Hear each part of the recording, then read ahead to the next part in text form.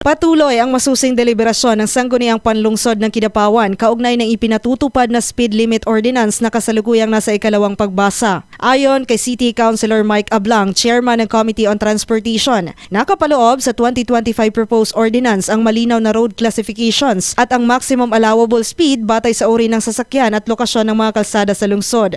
Kung sa 2015 na ordinansa, nasa 30 km per hour ang nakalatid sa Central Business District na kasalukuyang iniimplementa sa lungsod. Sa ilalim ng bagong panukala, 50 km per hour ang itatakdang speed limit para sa mga light vehicles, kabilang na ang mga motorsiklo sa loob ng Central Business District ng lungsod. Samantala, 40 km per hour naman ang limitasyon para sa malalaking sasakyan gaya ng trucks at passenger vans.